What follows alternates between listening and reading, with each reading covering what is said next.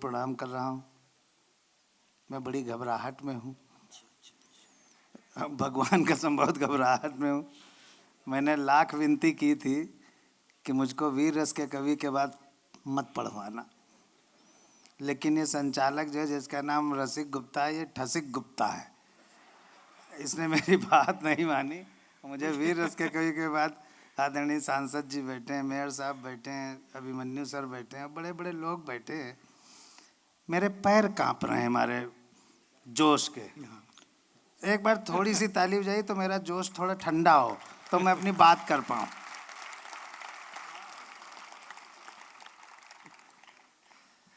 मुझे सन 2000 याद आ गया, जब करगिल युद्ध चल रहा था। तो वहाँ, नहीं सच कह रहा हूँ, मैं कभी झूठ बोलता ही नहीं हूँ। भगवान कसम कभी झूठ नहीं बोला। जब सांसद जी सामने बैठे हों, मेयर साहब सामने बैठे हों, पूर्व विधायक सब सामने बैठे हों, तो मुझे झूठ बोलने की क्या जरूरत है?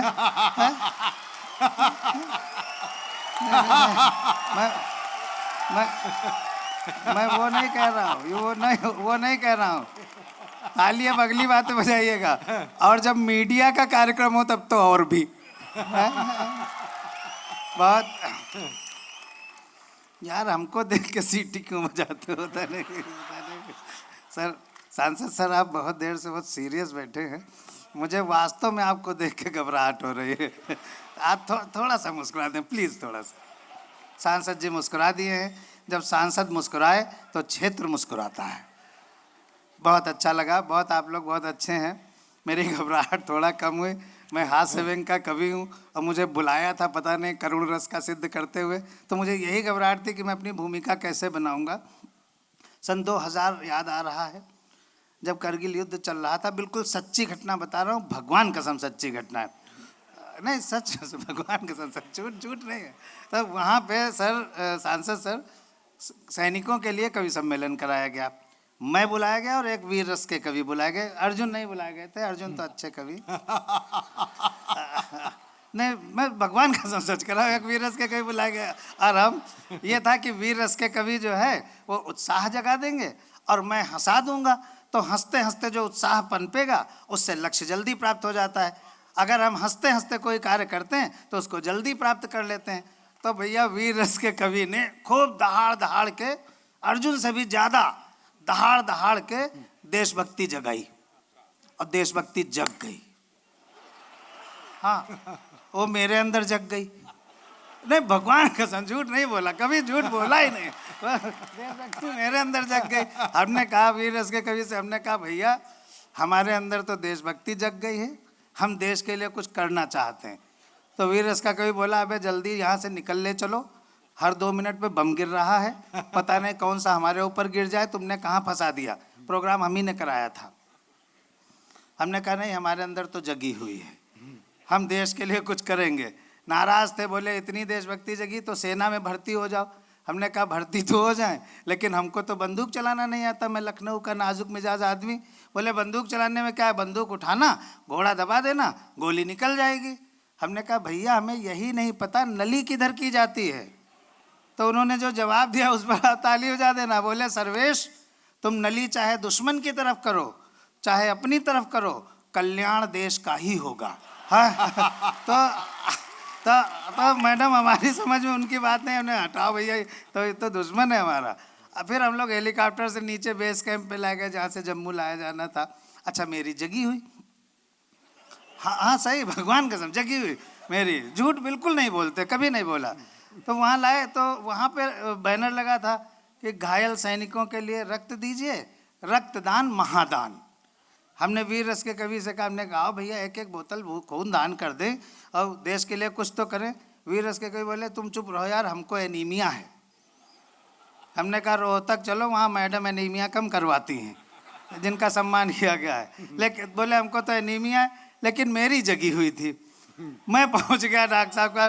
डॉक्टर साहब वैसे बैठे थे सर जैसे आप बैठे हैं। हाँ, तो मैं आपको जानता नहीं तो नाम ले लेता, आप हाईलाइट हो जाते। तो डॉक्टर साहब बैठे हुए थे। हमने कहा डॉक्टर साहब मैं घायल सैनिकों के लिए खून देना चाहता हूँ। आप 20 साल पहले की, 25 साल पहले की स्थिति हमारी सोचिए कैसा रहा होगा। तो डॉक्टर साहब ने हमको देखा ऊपर से नीचे तक, बोले है नहीं, भगवान कसम सच्ची कसम, झूठ बिल्कुल बोला ही नहीं, कभी झूठ नहीं, कभी झूठ बोल, कभी नहीं झूठ बोला। हमने कहा है या नहीं है, हम तो खून देंगे। तो मेरा 1 बोतल खून निकाला गया, और जैसे मेरा 1 बोतल खून निकला हम बेहोश हो गए। फिर हमको होश में लाने के लिए 5 बोतल खून चढ़ाया गया।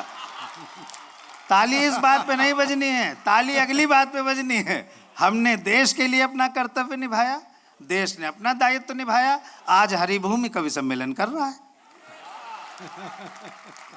सामने संपादक जी बैठे हुए, अब सांसद जी बैठे हुए, हमको अपने पिताजी भी याद आ रहे हैं, हमको खूब पिताजी याद आते हैं। पिताजी हमारे चाहते थे, आदरणीय सांसद जी, भगवान कसम सच कह रहा हूँ, हमारे पिताजी चाहते थे मैं नेता बनूं। मैं लखनऊ विश्वविद्यालय में पढ़ता था, तो उन्होंने हमको कहा तुम छात्र राजनीति करो। तो मैं प्रतिनिधि का चुनाव लड़ा, जैसे कला संकाय का, छोटे से शुरू किया। हमको 1 भी वोट नहीं मिला, 1 भी वोट नहीं मिला। पिताजी बहुत नाराज, बोले नाक कटवाएगा इसको, घर से निकाल देंगे। तो मदर हमारी बहुत अच्छी थी, पिता की तुलना में माँ अच्छी होती। हेमंत कह रहा है ये नई बात बताइए, जिसकी माँ अच्छी होती उसी को अच्छी लगती है। तो माँ ने कहा कि अरे उसको और मौका दो। बोले अच्छा ये लिखता अच्छा, इससे कहो पत्रकार बने।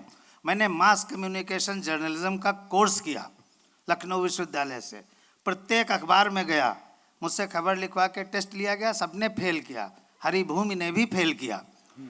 हाँ सच कह रहा हूँ, भगवान कसम सच कह रहा हूँ। हाँ तो उन्होंने कहा कि वकील बनो। मैंने LLM तक किया है लखनऊ विश्वविद्यालय से। कचहरी में बक्सा लेके बैठा रहा सर, सूचना अधिकारी सर, बैठा रहा। एक आदमी मुझसे एप्लीकेशन तक लिखवाने नहीं आया 3 महीने में। अब पिताजी फाइनली नाराज, बोले घर से निकल जाओ, तुमने नाक कटवा दी है। और हमारे टाइम के पिताजी, जो अवध क्षेत्र है लखनऊ का, वहाँ हमारे पिता लोग डायरेक्ट नहीं कहते लड़कों से, अम्मा के थ्रू कहलवाते हैं। हमारी मदर से कहा कि इसको कह दो घर से निकल जाए, कल से दिखाई न पड़े। अम्मा ही हमारी बड़ी भावुक सी बोली, सर्वेश तो है बाबूजी कह रहे घर छोड़ दो, कल से दिखाई न पड़ना, तुमने खानदान की नाक कटवा दी है, न तुम नेता बन पाए, न तुम पत्रकार बन पाए, न तुम वकील बन पाए। फिर उनकी ममता जागी, बोले जाओ पिताजी के पैर पकड़ लो, हो सकता माफ कर दे, आखिर बाप तो तुम्हारे ही हैं। तो मैं पिताजी के पास गया, मैंने कहा, पैर पकड़ लिया हमने कहा पिताजी हमको 1 मौका और दे दो, मैं इन नेताओं से, इन पत्रकारों से, इन वकीलों से ऊपर उठकर दिखाऊंगा। आज ऊपर खड़ा हूं, सब नीचे बैठे हुए हैं, सब नीचे बैठे हुए हैं, सारे नीचे बैठे हुए हैं। बहुत अच्छा चाय वाला आया हुआ है। क्या कह सकते हैं, हो सकता है अगला प्रधानमंत्री रोहतक से ही हो, है? जाओ भैया जाओ। नहीं आप लोग खाइए खूब, मैं कायस्थ आदमी हूँ, आप खाइए कुछ लेकिन पीजिए कुछ मत। मैं शाम के टाइम किसी को पीता हुआ नहीं देख पाता। आइए, बहुत अच्छे आप लोग हैं, बहुत अच्छा कवि सम्मेलन था। मैं तो ये सोच रहा था कि अर्जुन के बाद शायद आप बहुत लोग चले जाएंगे, लेकिन आप सब लोग बैठे रहे, बहुत अच्छा लगा। इससे ये सिद्ध होता है कि आप लोगों के पास कोई काम धाम नहीं है।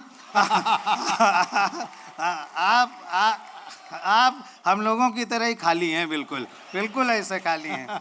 आप जैसे लोग अब मिलते नहीं हैं। वाह वाह, थोड़ी सी वाह वाह, हाँ थोड़ा उल्लास। आप जैसे लोग अब मिलते नहीं हैं, इस महक के फूल अब खिलते नहीं हैं। कवि सम्मेलन में इतने लोग, बिल्कुल दंग रह गया मैं। आप हरिभूमि को मैं प्रणाम करता हूँ कि इतने लोगों को बुला लिया। ये मैं इसलिए कह रहा हूँ कि जिससे अगले साल फिर कराएं। आप जैसे लोग अब मिलते नहीं हैं, इस महक के फूल अब खिलते नहीं हैं। अरे आप चलकर आ गए हैं, शुक्रिया, लोग तो भूकंप में हिलते नहीं। वाह वाह वाह वाह। मैं लखनऊ से आया हूँ। लखनऊ उत्तर प्रदेश की राजधानी है। मेरे बाद डॉक्टर सुनील जोगी को पढ़ना है, वो उत्तर प्रदेश में मंत्री भी रहे हैं, अब नहीं हैं। अब पता नहीं कब बनेंगे, तब तक कवि सम्मेलन ही कर लें। बहुत प्यारे व्यक्ति हैं डॉक्टर सुनील जोगी।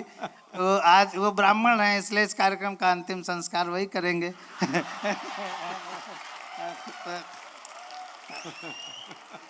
मैं सुनील जोगी कह रहे हैं तुम लकड़ियां रखने का काम करो, हम कर देंगे।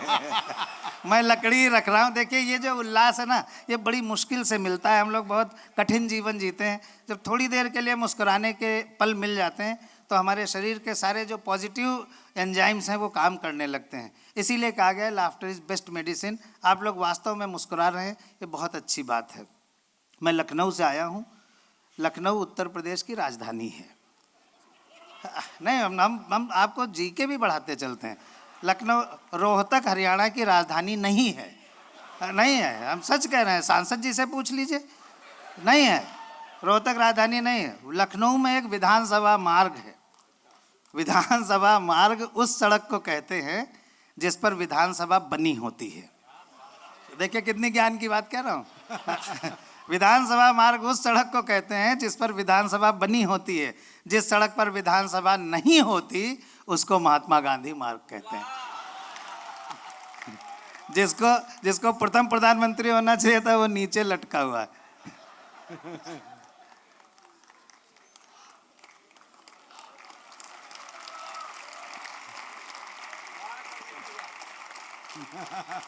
तो विधानसभा मार्ग है। अभी जब लोकसभा के इलेक्शन हो रहे थे पूरे देश में, तो हमारे यहाँ भी हो रहे थे। तो नहीं, भगवान कसम हो रहे थे, ऐसा थोड़ी।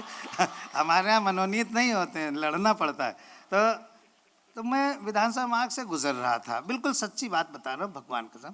तो बहुत सारे लोग मिल जाते हैं। कभी कोई नेता मिल गया विधानसभा मार्ग पे, कभी कोई डॉक्टर मिल गया, कभी कोई पत्रकार मिल गया, कोई इंजीनियर मिल गया। चुनाव के 2 महीने पहले मैं जा रहा था तो एक गिरगिट मुझे मिला। उससे मैंने छोटी सी बात की, आप लोग गिरगिट जानते हैं?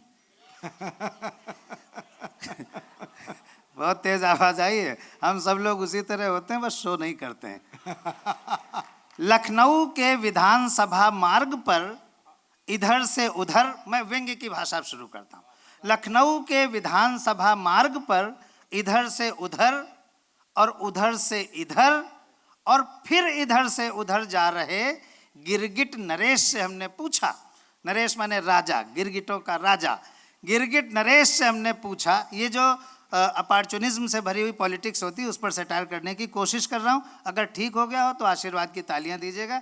लखनऊ के विधानसभा मार्ग पर इधर से उधर और उधर से इधर और फिर इधर से उधर जा रहे गिरगिट नरेश से हमने पूछा, गिरगिट जी बता सकते हैं अपने और मौका परस्त नेता के बीच आपसी संबंध को तुलनात्मक रूप से समझा सकते हैं? तुलनात्मक मतलब the comparative study between the two.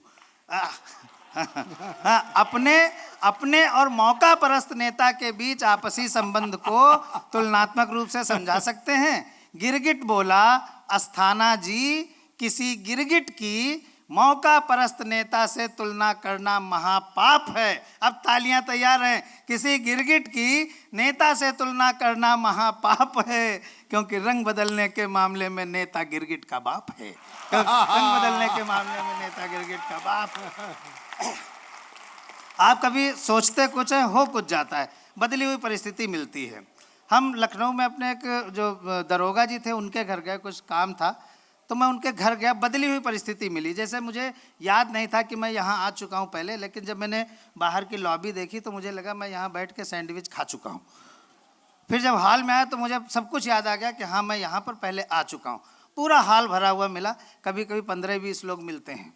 एक बार तो कवि सम्मेलन में गए, खाली 2 ही लोग, पूरा हॉल खाली। हमने कहा भाई साहब आप लोग तो बहुत अच्छे श्रोता हैं। बोले जल्दी पढ़ो, मैं लाइट वाला हूँ, ये साउंड वाला है। तो ये भी हो जाता है, लेकिन आप लोग हैं। तो कभी कोई बदली हुई परिस्थिति मिलती है। हम अपने मित्र दरोगा जी के घर गए।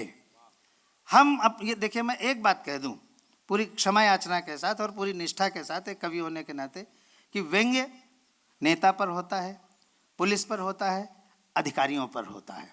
समाज के बड़े लोगों पर व्यंग्य होता है क्योंकि वो समाज के नियंत्रक होते हैं। वो जिधर चलते हैं उधर समाज जाता है। तो इसलिए अगर वो गलत दिशा में होते हैं तो उन पर व्यंग्य किया जाता है। हम किसी मजदूर पर व्यंग्य नहीं कर सकते, हम रिक्शे वाले पर व्यंग्य नहीं कर सकते, क्योंकि वो समाज का नियंत्रक नहीं है। इसलिए ये जो प्रतीक होते हैं ये किसी व्यक्ति के लिए नहीं होते, ये उस व्यवस्था के लिए होते हैं व्यंग्य जिनमें बदलाव की आवश्यकता होती है। वाह, क्या बात है, वाह।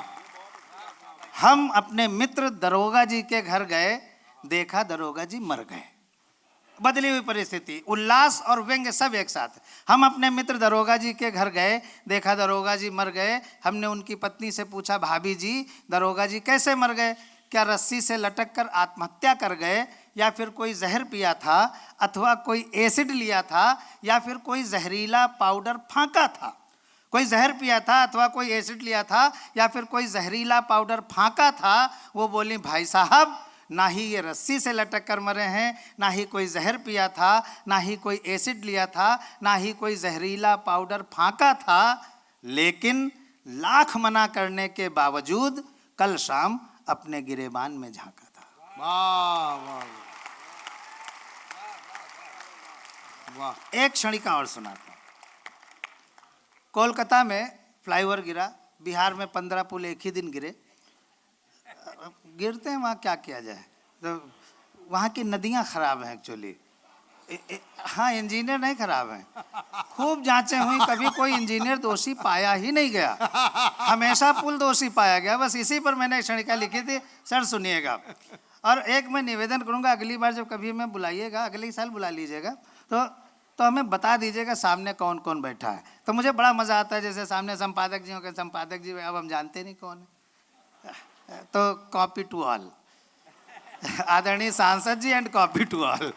तो वो पुल गिरा, जिस कंपनी ने पुल बनाया था उससे जब जांच कराई गई तो उसने ये कहा कि we are not responsible for this mishap, this is act of God. ये जब स्टेटमेंट मैंने उसका पढ़ा तो मुझे लगा, no, this is not act of God. अब आपकी ताली उठे, this is not act of God, this is act of fraud. तब एक क्षणिका बनी थी, और मुझे लगता है कि मेरे जीवन की सबसे अच्छी व्यंग्य क्षणिका ये है। विभाग ने पुल पर यह इल्जाम लगाया, बहुत लिटरेट व्यंग्य दे रहा हूं आपको। विभाग ने पुल पर यह इल्जाम लगाया कि सारा सीमेंट और लोहा इसी पुल ने खाया। सुनिएगा, यहां पर हंसने की बात नहीं है। विभाग ने पुल पर यह इल्जाम लगाया कि सारा सीमेंट और लोहा इसी पुल ने खाया। पुल बहुत घबराया, अपने आप को निर्दोष बताया कि हुजूर सारा सीमेंट और लोहा मैंने नहीं पाया। शब्दों पर ध्यान दीजिएगा, आप सब लोग पढ़े लिखे हैं, ऐसा मुझे महसूस हो रहा है। नहीं, महसूस होगा तभी तो विश्वास होगा। पुल बहुत घबराया, अपने आप को निर्दोष बताया कि हुजूर सारा सीमेंट और लोहा मैंने नहीं पाया, मेरे हिस्से तो बहुत जरा सा आया। पुल बोल रहा है, मेरे हिस्से तो बहुत जरा सा आया, लेकिन उसकी एक नहीं सुनी गई। उसकी हर दलील, हर याचना जांच कमीशन के सामने धुनी गई। आखिरकार फैसला पुल के विरोध में ही आया। विभागीय जांच, फैसला कोई दोषी नहीं। आखिरकार फैसला पुल के विरोध में ही आया कि सारा सीमेंट और लोहा इसी पुल ने खाया। ये व्यंग्य नहीं है, this is not satire, this is preamble of satire. ये भूमिका है व्यंग्य की। अब जो दो लाइनें हैं वो व्यंग्य हैं, पिनैकल ऑफ द सटायर। आखिरकार फैसला पुल के विरोध में ही आया कि सारा सीमेंट और लोहा इसी पुल ने खाया। पुल अपने ऊपर लगाए गए इस झूठे विभागीय इल्जाम को किसी तरह सहन कर गया और अगले दिन ही नदी में कूदकर मर गया। अगले दिन ही नदी में कूदकर। बस 2 मिनट और सुना दो। मैंने काफ़ी समय ले लिया, हालांकि मेरा मन करता है कि मैं 3-4 घंटे खड़ा रहूं, लेकिन खड़े होने के लिए मुझे कोई परमिट नहीं करता। कभी किसी ने मुझे नहीं खड़े होने दिया, जब भी कोशिश की सबने बिठा दिया, लेकिन आज मैं खड़ा हूं।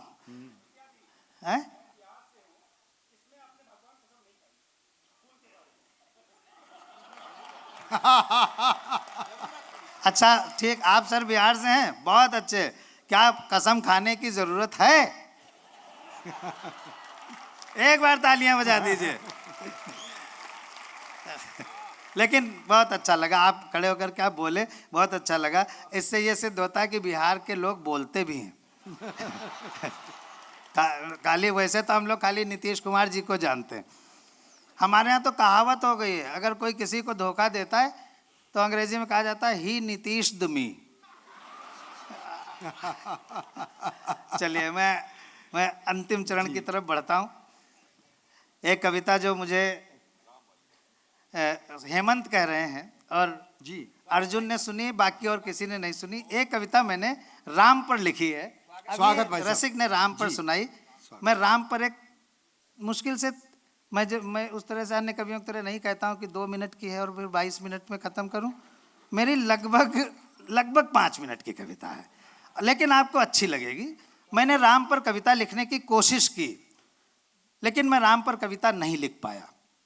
ये जो कविता है राम पर कविता लिखने के अंतर्द्वंद की कविता है कि एक कवि राम पर कविता लिखना चाहता है और वो लिख नहीं पा रहा है।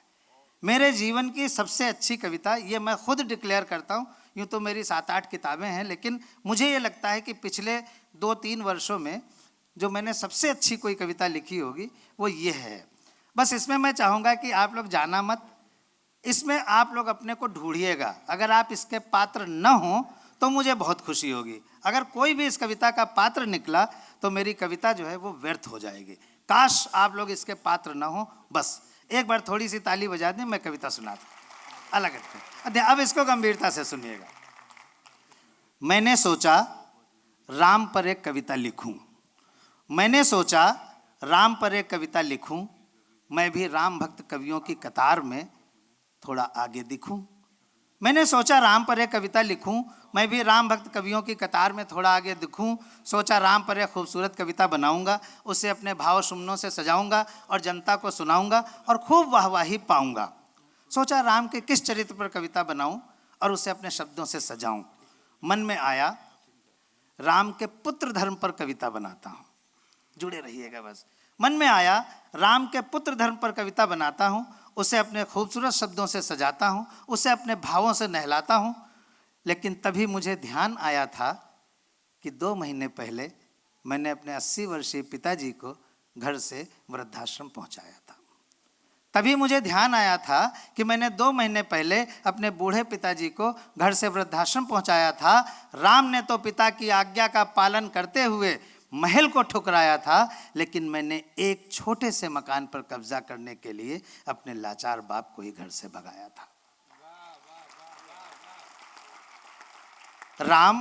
राम मैं तुम्हारी पुत्र भक्ति के सम्मुख शर्मिंदा हूं। राम मैं तुम्हारी पुत्र भक्ति के सम्मुख शर्मिंदा हूं। अपने पिता को घर से निकाल कर आज भी बेशर्मी से जिंदा हूं। इसलिए राम मुझे माफ़ करना, मैं तुम्हारे पुत्र धर्म पर कविता नहीं कह पाऊंगा। राम तुम मुझे माफ़ करना, मैं तुम्हारे पुत्र धर्म पर कविता नहीं कह पाऊंगा। तुम्हारा कोई दूसरा चरित्र उठाऊंगा, उस पर कविता बनाऊंगा। वाह। हाँ तुम बहुत अच्छे पति थे, हाँ तुम बहुत अच्छे पति थे, प्रेम और समर्पण की गति और यति थे। मैं तुम्हारे पति धर्म पर कविता बनाता हूँ और उसे अपने भावों से सजाता हूँ। लेकिन ठहरो, मैं तो अपनी पत्नी को कर्मचारी समझता हूँ। राम से तुलना करते चलिएगा। लेकिन ठहरो, मैं तो अपनी पत्नी को कर्मचारी समझता हूँ, अपने क्रोध का, अपने गुस्से का उसे अधिकारी समझता हूँ। मैं यहाँ तक क्रोध में पागल हो जाता हूँ कि राम की मर्यादा को तोड़कर पत्नी के ऊपर हाथ तक उठाता हूँ। मैं यहाँ तक अमर्यादित हो जाता हूँ कि राम की मर्यादा छोड़कर पत्नी पर हाथ भी उठाता हूँ। राम तो एक पत्नी व्रतधारी थे, एक निष्ठ थे। यूं कहा जाए तो सीता के अतिरिक्त तो ब्रह्मचारी थे।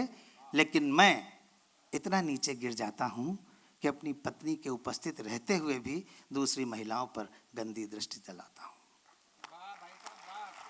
लेकिन मेरी पत्नी कुछ नहीं कहती है, लेकिन मेरी पत्नी कुछ नहीं कहती है लेकिन मेरी पत्नी कुछ नहीं कहती है। घर की सुख शांति बनी रहे, इसलिए सीता बनकर सब कुछ चुपचाप सहती है। इसलिए सीता बनकर सब कुछ चुपचाप सहती है। इसलिए राम मैं हाथ जोड़ता हूँ, मैं तुम्हारे पति धर्म पर भी नहीं कह पाऊंगा, तुम्हारा कोई दूसरा चरित्र उठाऊंगा। हाँ तुम बहुत अच्छे भाई थे, इसलिए तुम्हारे भ्रातृ धर्म पर मैं कविता बनाता हूँ। तुम बहुत अच्छे भाई थे, इसलिए मैं तुम्हारे भ्रातृ धर्म पर कविता बनाता हूँ, जनता को सुनाता हूँ। लेकिन ठहरो, अभी यह संभव नहीं हो पाएगा। अभी ये कवि तुम्हारे भ्रातृ पर कविता नहीं कह पाएगा, क्योंकि कल मुझे अदालत जाना है, अपने छोटे भाई पर चल रहे संपत्ति के मुकदमे की तारीख को आगे बढ़ाना है। आहा। अभी मुझे कल अदालत जाना है, अपने भाई पर चल रहे संपत्ति के मुकदमे को आगे बढ़ाना है। मेरे सामने भरत और लक्ष्मण का चेहरा आ रहा है, मेरे सामने भरत और लक्ष्मण का चेहरा आ रहा है, जो मुझे मुंह चिढ़ा रहा है कि मैं अपने भरत और लक्ष्मण जैसे भाइयों पर नित इल्ज़ाम गढ़ रहा हूँ, ज़्यादा संपत्ति का हिस्सा मुझे मिल जाए, इसलिए उन दोनों बेचारे अपने छोटे भाइयों पर चरित्रहीनता के इल्ज़ाम भी मढ़ रहा हूँ। क्या बात। इसलिए माफ़ करना राम। अभी नहीं, अंत में ताली बजाएगी, सुन लीजिए, बस अंतिम पैरा बचा है। इसलिए राम माफ़ करना, मैं तुम्हारे भ्रातृधन पर कविता कहने का अधिकारी नहीं हूँ।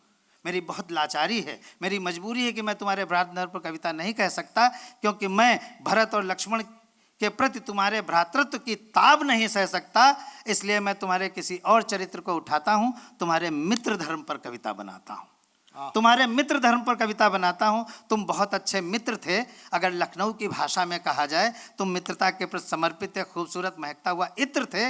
लेकिन ठहरो, मुझे याद आ रहा है कि मैं 2 महीने पहले अपने सच्चे मित्र से 50,000 रुपये लाया था और उसे 5 दिन में वापस करने का वादा कराया था, लेकिन अब तो मैं उसका फ़ोन तक नहीं उठाता हूँ राम। अब मैं मित्र धर्म इस तरह निभाता हूँ, अब तो मैं उसका फ़ोन तक नहीं उठाता हूँ, मित्र धर्म इस तरह निभाता हूँ। इसलिए मुझे माफ़ करना राम, मैं तुम पर कोई कविता नहीं कह पाऊँगा, मैं तुम्हारे चरित्र को नहीं सह पाऊँगा, मैं झूठी कविता नहीं लिख सकता, मैं तुम्हारे चरित्र पर अनर्गल प्रलाप नहीं कर सकता। लेकिन वादा करता हूँ कि अपने पिताजी को वृद्धाश्रम से घर वापस लाऊँगा, अपने मित्र के पैसे वापस करके आऊँगा, अपने भाइयों पर से सारे मुकदमे हटाऊँगा, अपनी पत्नी को अर्धांगिनी और जीवन संगिनी समझूंगा, यानी अपने भीतर थोड़ा सा राम लाऊंगा राम, तब मैं तुम पर कविता बनाऊंगा राम, तब मैं। बहुत बहुत धन्यवाद, बहुत आभार, बहुत आभार।